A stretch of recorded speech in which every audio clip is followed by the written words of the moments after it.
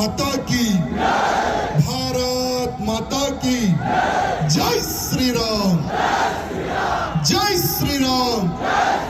छत्रपति शिवाजी महाराज की, छत्रपति शिवाजी महाराज की, संभाजी राजा की, जीजा माता की, भारत माता की।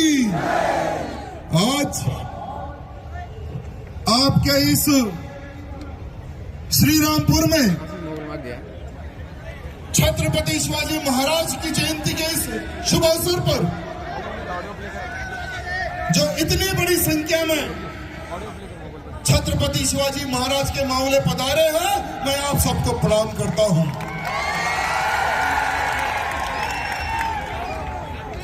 जब तक भारत देश का नौजवान, जब तक महाराष्ट्र का नौजवान अपना कर्तव्य नहीं समझेगा, अपने आप को हिंदू नहीं समझेगा, ना देश सुरक्षित रहेगा, ना धर्म सुरक्षित रहेगा। यहां पर उपस्थित सभी नौजवानों से मैं पूछना चाहता हूं, छत्रपति शिवाजी महाराज ने, संभाजी महाराज ने किसके लिए अपने प्राणों का बलिदान दिया? मैं आप सबसे पूछना चाहता हूं, किसके लिए?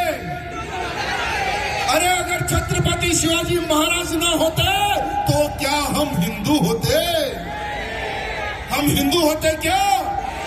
लेकिन आज हमारे भारत देश का नौजवान, हमारे महाराष्ट्र का नौजवान अपने आप को सेकुलर समझते जा रहा है, अपने आप को सेकुलर तैयार कर रहा है।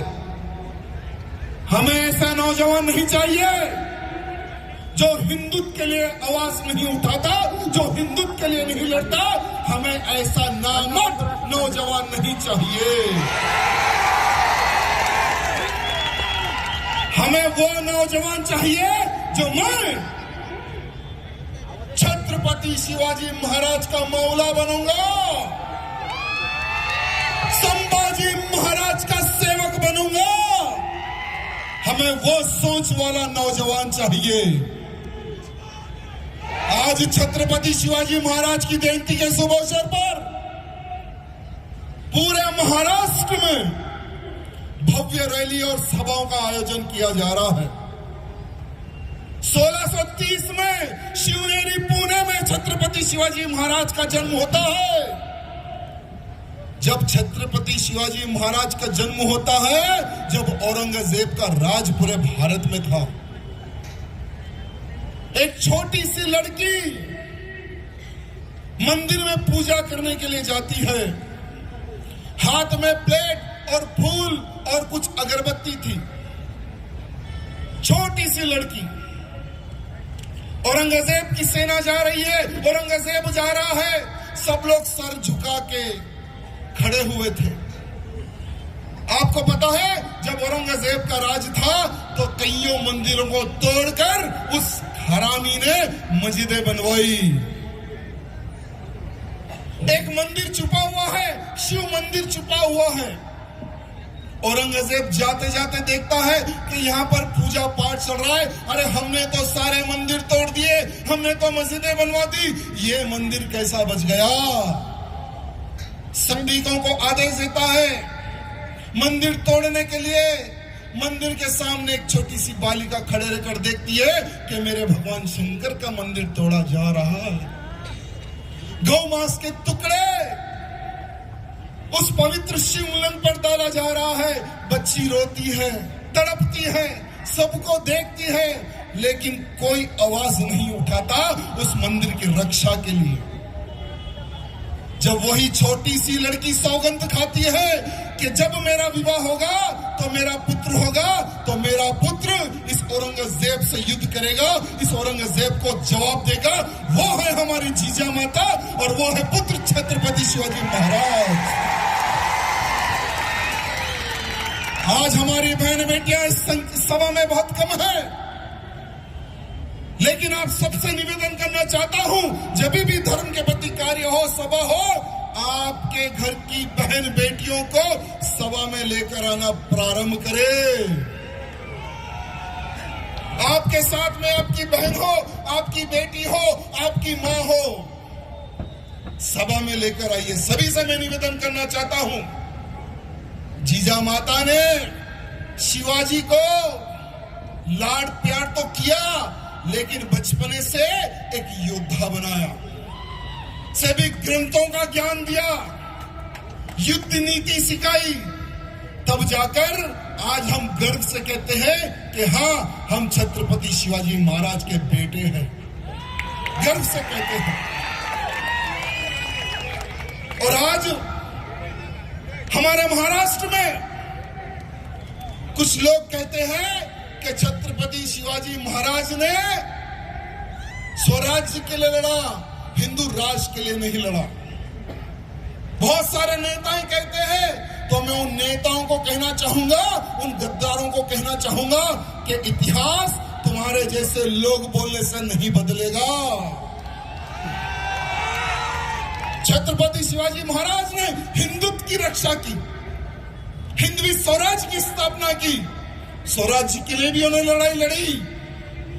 और छत्रपति शिवाजी महाराज ने किससे युद्ध किया?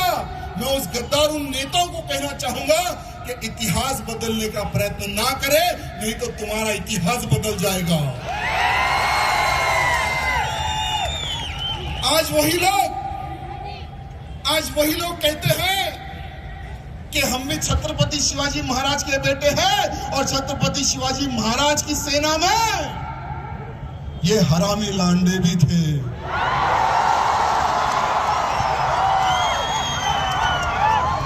क्या मैं आप सबसे पूछना चाहता हूं, क्या कोई लांडा था क्या उनकी सेना में? था क्या? अरे छत्रपति शिवाजी महाराज ने जितने भी युद्ध किए, इन हरामी लांडों से युद्ध किए। अरे छत्रपति शिवाजी महाराज को देखकर औरंगजेब भी डरता था और सेना भी डरती थी। जब छत्रपति शिवाजी महाराज का घोड़ा चलता था तो शिवाजी महाराज के घोड़े की जो आवाज होती थी टप टप, वो सुनकर ये लांडे हथियार फेंक कर भाग जाते थे। अरे वो थे हमारे छत्रपति शिवाजी महाराज। अरे अगर सचमुच में शिवाजी महाराज का इतिहास जानना है तो अफजल खान का वध एक बार पढ़ ले। अरे YouTube पे मिलेगा, गूगल में मिलेगा, नहीं तो हमारे सागर भाई से मिलो, आपको एक किताब दे देंगे कि कैसा हमारे शिवाजी ने अफजल खान का सीना फाड़कर भगवा लहराया था। भगवा वो थे हमारे छत्रपति शिवाजी महाराज। लेकिन वही समय पर औरंगजेब जिन जिन राजाओं पर हमले करता था, राजाओं को हराता था, तो उनकी बहन बेटियों से, रानियों से बलात्कार करते थे वो समय पर। अरे एक तरफ औरंगजेब की सेना, दूसरी तरफ हमारे छत्रपति शिवाजी महाराज की सेना। हमेशा से छत्रपति शिवाजी महाराज ने नारियों का मान सम्मान किया, हमेशा से वो थे हमारे राजा। लेकिन आज हमारी बहन बेटियों को लव जिहाद के नाम पर फंसाया जा रहा है। छत्रपति शिवाजी महाराज की प्रतिमा को हमारे श्रीरामपुर चौरस्ते पर बिठाने के लिए जब कई वर्षों से कार्यकर्ता संघर्ष कर रहे हैं, तो यहाँ के कमीने कहते हैं कि नहीं बिठाना है। सागर जी ने बहुत अच्छा कहा कि हम किसी भी हालत में श्रीरामपुर चौक में शिवाजी महाराज की प्रतिमा स्थापित करके रहेंगे। क्या सागर जी का आप साथ दोगे? सब लोग कदम से कदम मिलाकर उनका साथ दोगे? श्रीरामपुर चौक पर शिवाजी महाराज की प्रतिमा स्थापित करोगे, और उस प्रतिमा का जो भी नेता विरोध करेगा उसको नस्तो नाबूद कर दो। चाहे वो किसी भी पार्टी का नेता क्यों ना हो, पहले और अब के महाराष्ट्र में बहुत परिवर्तन आ चुका है। महाराष्ट्र का अगर इतिहास उठाकर देखेंगे तो हिंदुत्व के लिए लड़ाई लड़ने वाले योद्धाओं का निर्माण महाराष्ट्र में हुआ है और आगे भी होगा।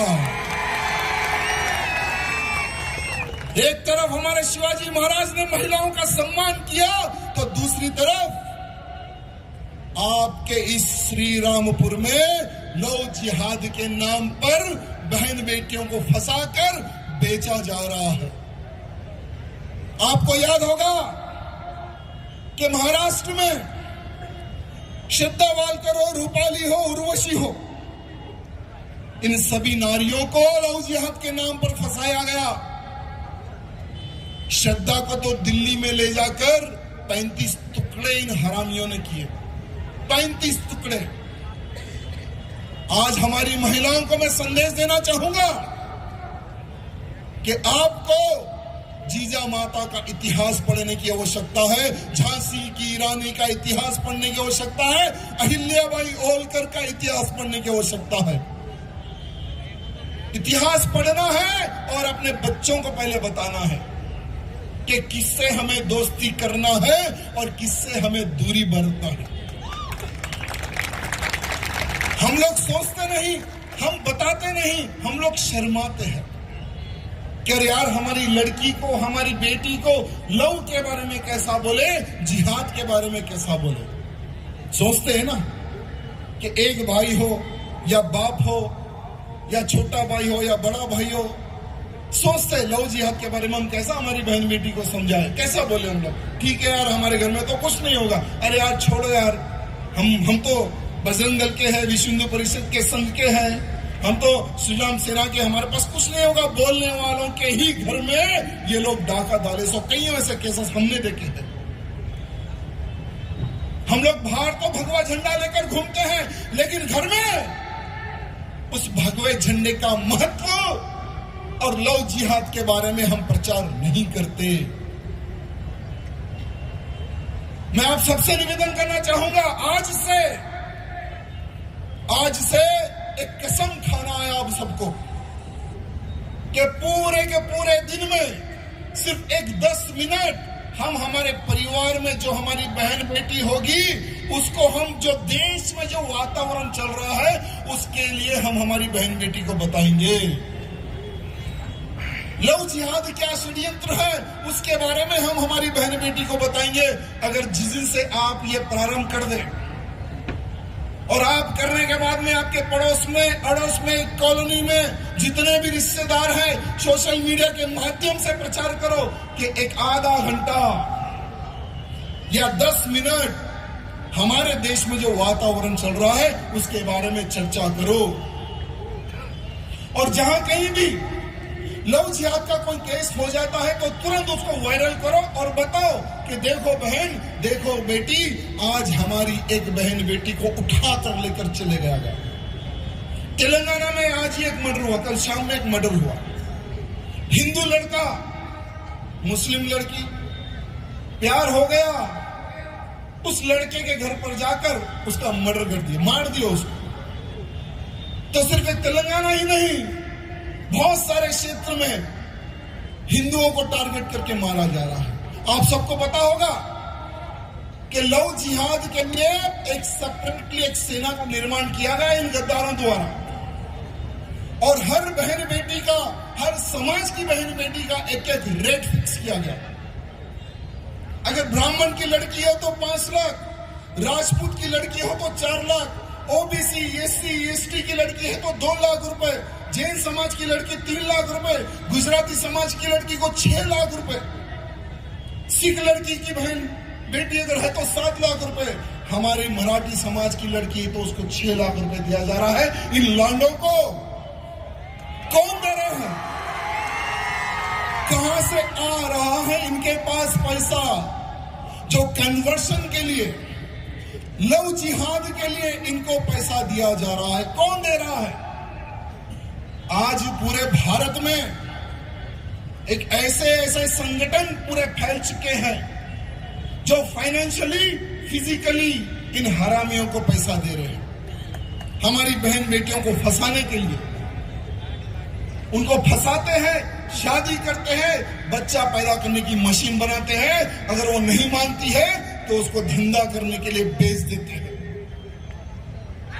कईयों ऐसे केसेस हमने देखे, पाकिस्तान में बेचा गया, सऊदी में बेचा गया, जहां पर इस्लामिक राष्ट्र है वहां पर हमारी हिंदू बहन बेटियों को डाल कर बेचा गया। ऐसे कईयों केसेस हमने देखे। अरे आपके श्रीरामपुर में एक गैंग बहुत एक्टिव है जो लव जिहाद के नाम पर ही वो कार्य करती है। बहुत सारी हमारी बहन बेटियों को इन्होंने फंसाया है, इन्होंने बेचा है। अरे कुछ ही दिन पहले 16 साल की एक लड़की को एक लव जिहादी उठा ले जा रहा था, 16 साल की लड़की को। तो यही हमारे सागर जी के ग्रुप ने उसको पकड़ा है ट्रेन में जाकर, उस लड़की को बचाया है। ऐसे कईयों लड़कियों को इनका ग्रुप द्वारा बचाने का कार्य चल रहा है। और ऐसे कईयों संगठन हैं जो लव जिहाद के नाम पर कार्य करते हैं। उनको एक समय पहले पुलिस प्रशासन से भी सहयोग था, कुछ पुलिस के बड़े ऑफिसर भी उनको सहयोग करते थे। 3-3 साल हमारी बहन गायब है, हमारी बेटी गायब है, कंप्लेंट ले लो, कोई कंप्लेंट लेने वाला नहीं था। लेकिन यही ऑर्गेनाइजेशन, कईयों हिंदू ऑर्गेनाइजेशन विरोध किया, तब जाकर इंक्वायरी बैठी, लड़की मिली और वो एक ऑफिसर पता नहीं अभी गायब है, किस क्षेत्र में है पता नहीं। उसके बाद में एक और एक ऑफिसर आया, उसने भी ऐसे ही किया, उसका भी आज तक पता नहीं कि वो किधर है। आप सबको मैं बताना चाहूंगा कि नवरात्रि का अवसर जो होता है हमारे लिए बहुत ही पवित्र अवसर होता है। हम लोग गरबा खेलते हैं, हमारी बहन बेटी गरबा खेलती है।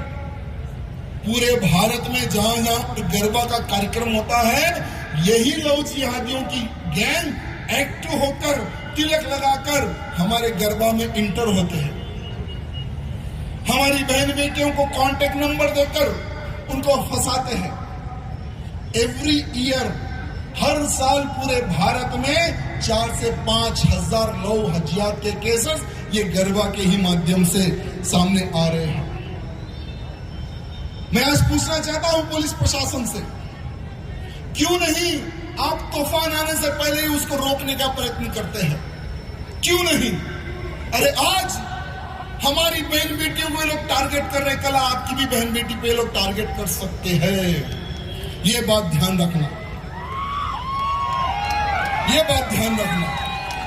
और हमारे पुलिस के अधिकारियों से कहना चाहूंगा कि इन लव जिहादियों को, जो हमारा दांडिया उत्सव है, इसमें अगर कोई लव जिहादी इंटर होगा तो इनको आप रोके, नहीं तो हमें कैसे रोकना है पता है। फिर आने वाले समय में अगर लॉ एंड ऑर्डर डिस्टर्ब होगा तो हमें नहीं कहना कि तुम्हारे द्वारा, तुम्हारी वजह से लॉ एंड ऑर्डर डिस्टर्ब हो गया है, हमें नहीं कहना। साथ ही साथ लैंड जिहाद, लव जिहाद, अभी लैंड जिहाद के नाम पर जहां पर सरकारी जमीन दिखी वहां पर कब्जा। अभी मैं एयरपोर्ट से नजदीक आ रहा था तो वहां के संघ के अधिकारी मिले, उन्होंने कहा कि ये जो जगह है ना 22 एकड़, हमने इस मंदिर के पूरे लैंड को हमने कब्जा किया है, इनके हाथों से हमने निकाला है। और यहाँ की जो भी प्रेजेंट में सरकार है, जो मुख्यमंत्री है, इन्होंने हमें सहयोग किया है। मैं धन्यवाद प्रकट करता हूं शिंदे जी का कि इसी प्रकार से आपका सहयोग अगर हिंदुत्व के साथ रहेगा तो आपके ऊपर पूरे हिंदू समाज का आशीर्वाद भी आपको रहेगा, आपके ऊपर भी रहेगा। लेकिन शिंदे जी की एक और एक तारीफ करूंगा मैं कभी पॉलिटिक्स बात नहीं करता हूं, राजनीति को मैं दूर दूर रखता हूं। हो सके तो आने वाले समय में मैं भी राजनीति से दूर होने वाला हूं, क्योंकि धर्म कार्य में जो भगवान का आशीर्वाद मिलता है ना, वो राजनीति में नहीं मिलता है, क्योंकि राजनीति में सेक्युलर होना पड़ता है और मुझे वो स्वीकार नहीं है। मैं शिंदे जी से निवेदन करना चाहूंगा कि जिस तरह से प्रतापगढ़ में अफजल खान की खबर को उखाड़ फेंक दिया आपने, मलंगड़ में भी कोई बाबा की खबर बनी हुई है, उसको भी उखाड़ फेंकना बाकी है। आपको काम बहुत बड़ा है।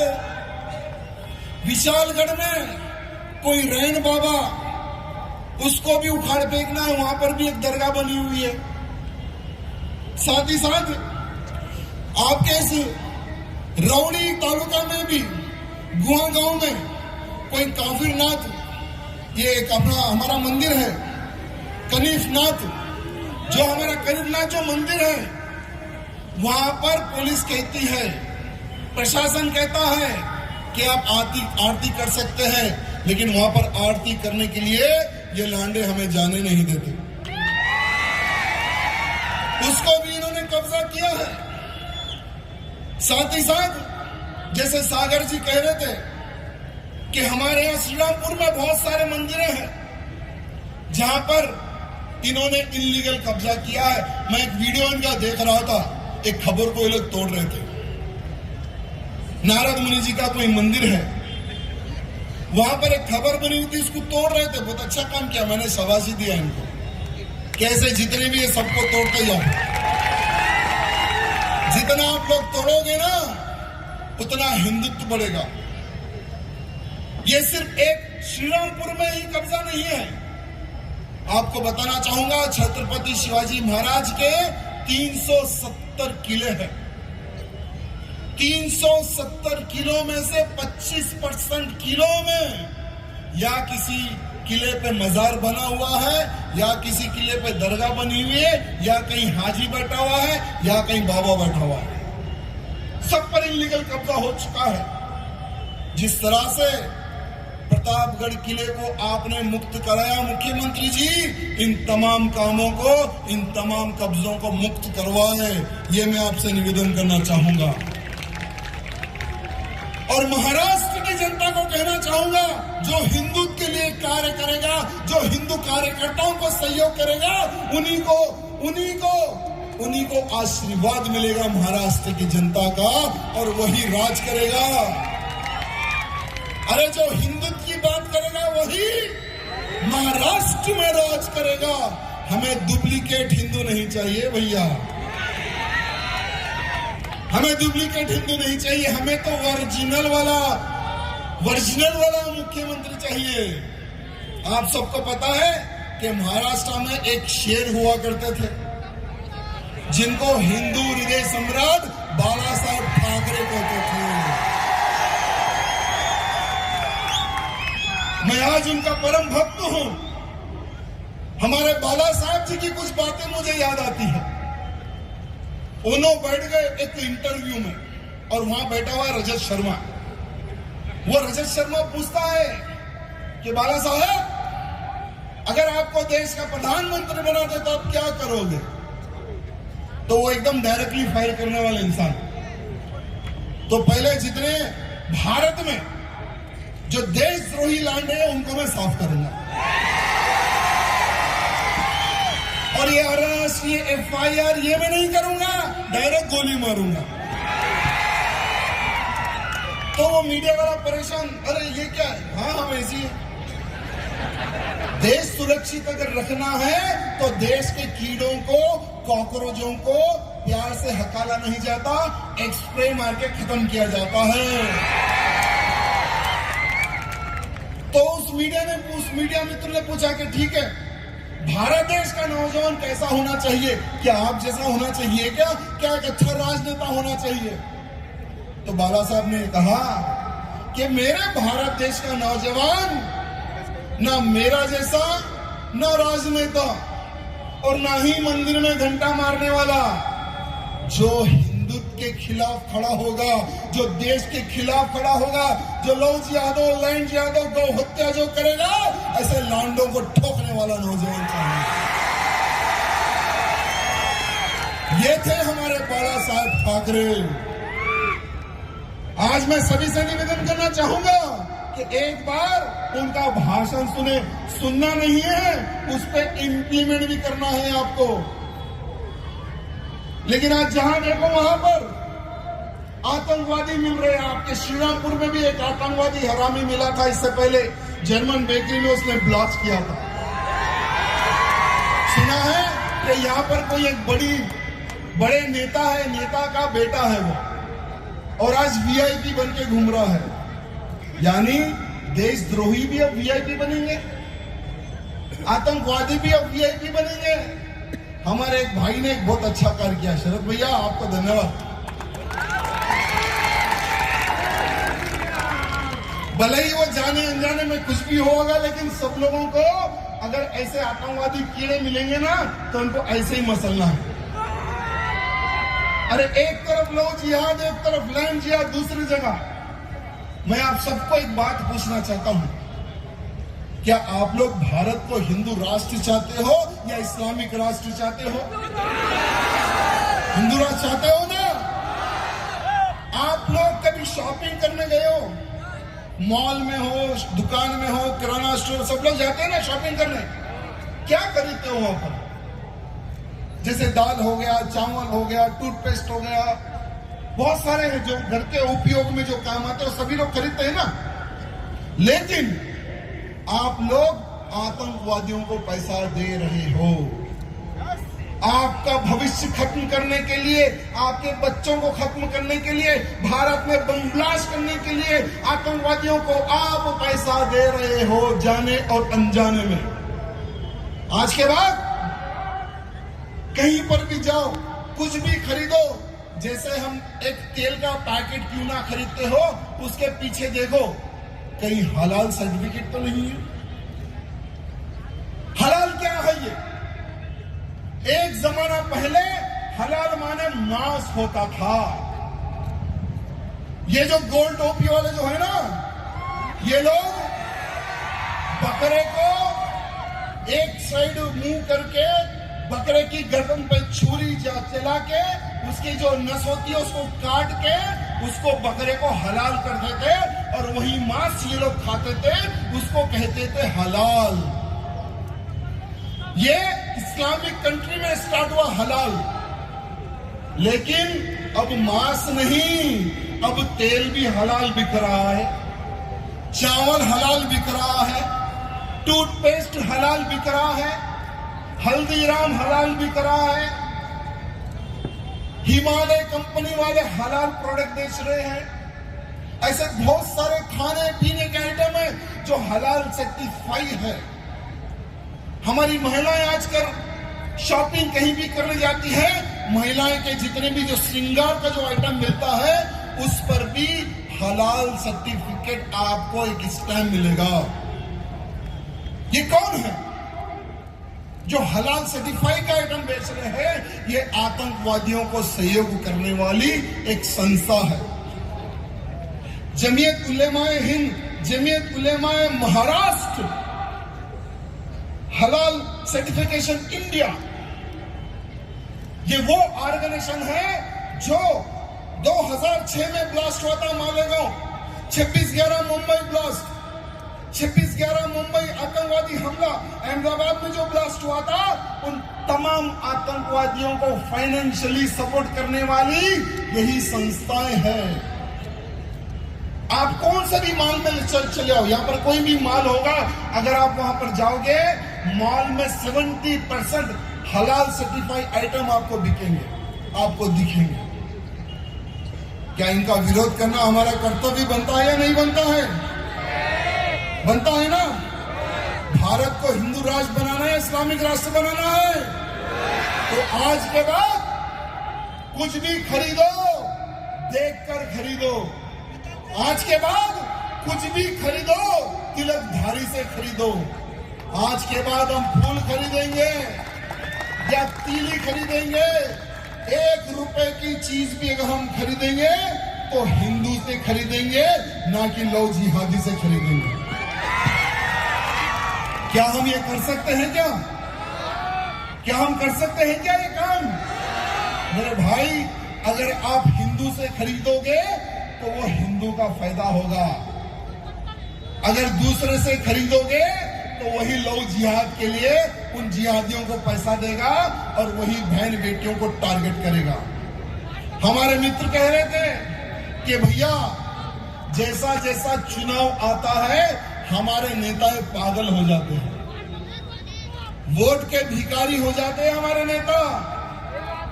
और बहुत सारे ऐसे नेता हैं जो भगवे टोपी को बाजू रखकर हरी टोपी पहनकर दरगाहों को चले जाते हैं, और वही दरगाहों के बाहर हो या उनके मकान के पास हो हमारे नेताएं अन्नदान का प्रोग्राम लगाते हैं। ये लोग कभी हनुमान जयंती पे अन्नदान प्रोग्राम नहीं लगाते, शिव जयंती पे अन्नदान प्रोग्राम नहीं लगाते, और बहुत सारे लोग जाकर उस दरगाह पर मन्नत मांगते हैं। तो मैं उनको कहना चाहूंगा और आपको भी पूछना चाहूंगा, क्या आप लोग कभी गए दरगाह में, कभी मांगा है मन्नत? अरे जो व्यक्ति मन्नत मानता है उसके घर में शिवाजी नहीं अफजल खान पैदा होता है। अफजल खान चाहिए या शिवाजी चाहिए? और यही सेक्युलर नेता कहते हैं कि हम दोनों तो भाई भाई हैं। हमारे जैसे लोगों को ये लोग कहते हैं कि तुम लोग लड़ाने वाले हो। अरे हमारे में तो भाईचारा है। तो उन गद्दारों को कहना चाहूंगा कि कभी शिवाजी महाराज और औरंगजेब भाई भाई नहीं हो सकता। हो सकता है क्या? अरे कभी भी महाराणा प्रताप और अकबर भाई नहीं हो सकता। अरे वंदे मातरम बोलने वाला और वंदे मातरम का विरोध करने वाला क्या भाई भाई हो सकता है क्या? अरे हम तो भारत माँ की जय बोलकर प्राण दे सकते हैं, ये लोग तो भारत माँ की भी जय नहीं बोल सकते। क्या ये लोग हमारे भाई है क्या? हो सकते हैं क्या? हाँ, विचार करेंगे अगर तुम्हारे में परिवर्तन आएगा तो। जिस दिन तुम गौ माता की पूजा करोगे, जिस दिन तुम वंदे मातरम गाओगे, जिस दिन तुम भारत माता की जय कहोगे, लव जिहाद जैसे गंदी हरकतें तुम छोड़ दोगे, तो उस दिन हम विचार करेंगे कि तुम लाडनों को भाई बनाना या नहीं बनाना। आज मैं शिरडी गया, बाबा जी के दर्शन कराऊं। मैं जहां जाता हूं वहां के प्राचीन मंदिर के दर्शन करता हूं। मैंने देखा कि लाखों करोड़ों रुपए हमारे मंदिरों में आ रहे हैं। तिरुपति बालाजी मंदिर, शिरडी बहुत प्राचीन मंदिर, ऐसे भारत में लाखों की संख्या में हमारे मंदिर है और लाखों करोड़ों भक्त जाकर वहां पर पूजा पाठ और यथाशक्ति अनुसार हुंडी में हम लोग पैसे डालते हैं ना, डालते हैं ना। लेकिन आपको पता है जितने हम पैसे डालते हैं वो धर्म के लिए काम नहीं आता, नहीं आता। हमें प्रधानमंत्री मोदी जी से एक निवेदन करना है। मोदी जी, जब मुसलमानों के लिए वक्फ बोर्ड हो सकता है, मुसलमानों के लिए पर्सनल लॉ हो सकता है, तो 100 करोड़ हिंदुओं के लिए सनातन बोर्ड क्यों नहीं? हिंदू पर्सनल लॉ बोर्ड क्यों नहीं? मोदी जी, आज अरबों खरबों रुपए हमारे मंदिरों के अकाउंट पर पड़े हुए हैं। उन मंदिरों में से 20% भी अगर आप मठ मंदिरों के निर्माण के लिए लगाओगे, जो हिंदुत्व के प्रति कार्य कर रहे हैं, उन कार्यकर्ताओं को जेलों में डाला जा रहा है, उनके ऊपर इलीगल केसेस बुक करके जेलों में डाला जा रहा है। अगर उनको छुटाने में और उनकी रक्षा के लिए, अगर उनके सहयोग के लिए, उनके परिवार के सहयोग के लिए अगर लगाते हैं, तो मैं आज चैलेंज करता हूं, एक भी आतंकवादी भारत में जिंदा नहीं बचेगा, कोई नहीं रहेगा। और वही 20% से गुरुकुलों का निर्माण हो, वही 20% से धर्म का प्रचार हो, ये कार्य करना है। और हिंदुओं के लिए भी एक पर्सनल लॉ हो, आज हमें ये भी डिमांड करना है मेरे भाइयों। और ये हो सकता है क्योंकि 75 साल में कभी कोई ऐसी सरकार नहीं आई, लेकिन आज भगवाधारी सरकार है केंद्र में भी। विश्वास है ना? और महाराष्ट्र में बाला साहेब ठाकरे जी की विचारधारा की सरकार है महाराष्ट्र में।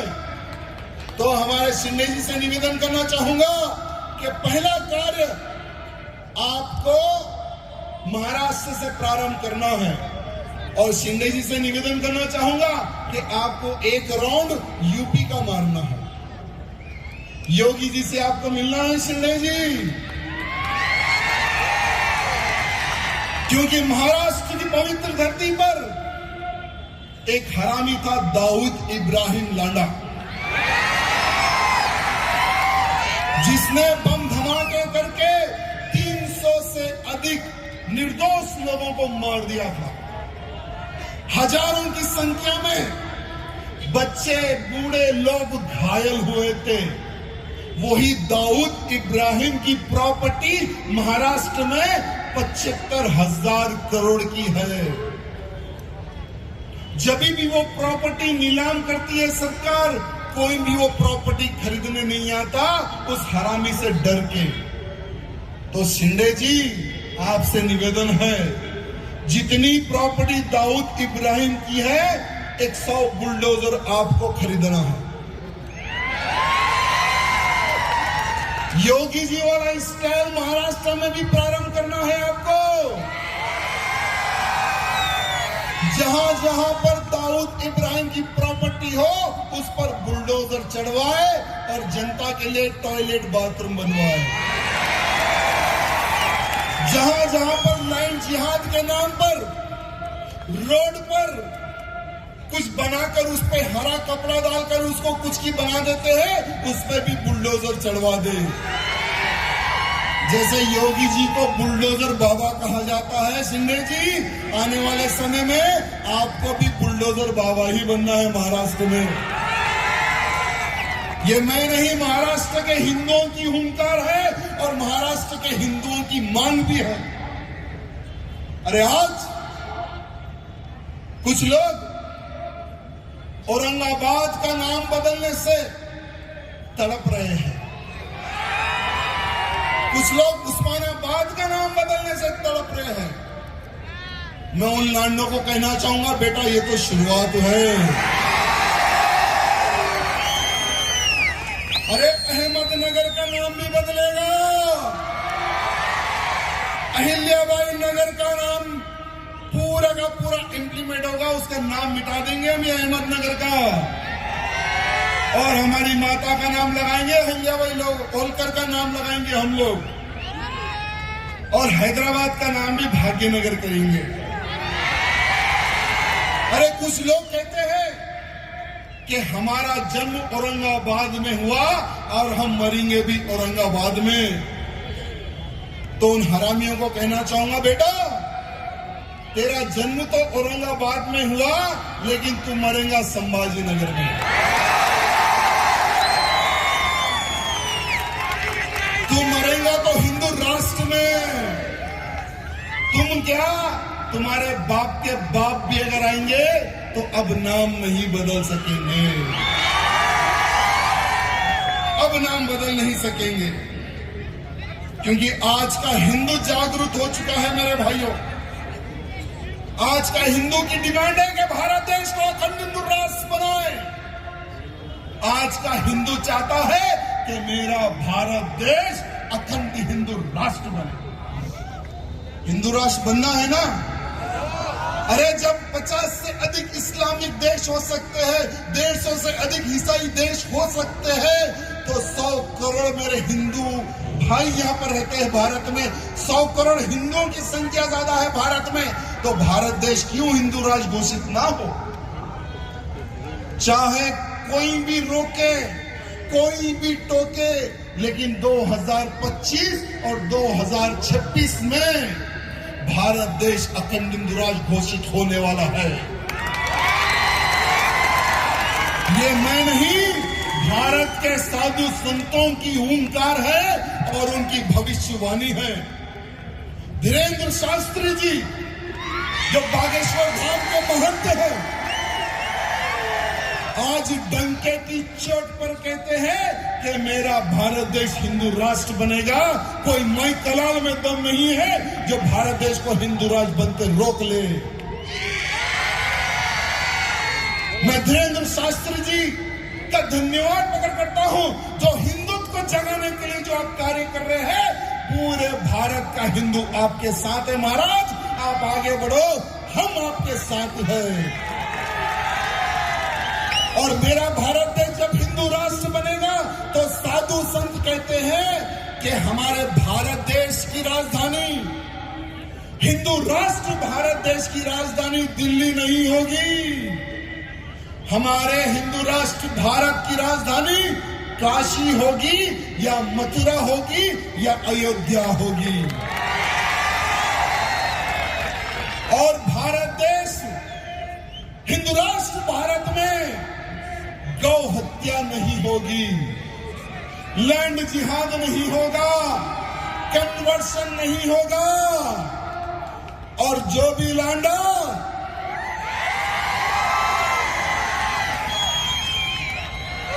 जो भी लांडा लव जिहाद करेगा, अरे बेटा तुम आधे कटे हो, पूरे काट देंगे। हमारे हिंदू राष्ट्र में लव जिहाद के लिए जगह नहीं होगी। और हमारे हिंदू राष्ट्र में जो 5 बार तुम लोग जो पुकारते हो ना, वो पुकारने के लिए भी तुम्हें भोपू नहीं मिलेगा। जितने भोपू होंगे योगी वाले स्टाइल में सबका काम तमाम कर देंगे। मैं यहाँ के सभी नौजवानों से आज ये निवेदन करना चाहूंगा, क्या धर्म की रक्षा करना है? करना है ना? अगर धर्म की रक्षा करना है, आपको ज्ञान अगर प्राप्त करना है, तो राष्ट्रीय स्वयंसेवक संघ से जुड़ो। अगर आपको धर्म का प्रचार करना है, विश्व हिंदू परिषद या हिंदू जन जागृति समिति से जुड़ो। अगर किसी लांडे को बजाना है, अगर किसी लांडे को बचाना है तो सागर भाई से जुड़ो या बजरंग दल से जुड़ो। मैं यहाँ के तमाम नौजवानों से पूछना चाहूंगा, देश की रक्षा करना है, धर्म की रक्षा करना है, भारत देश को हिंदू राष्ट्र बनाना है, तो अपने फोन की लाइट खोलकर आपका समर्थन दो। भारत के लांडों को महाराज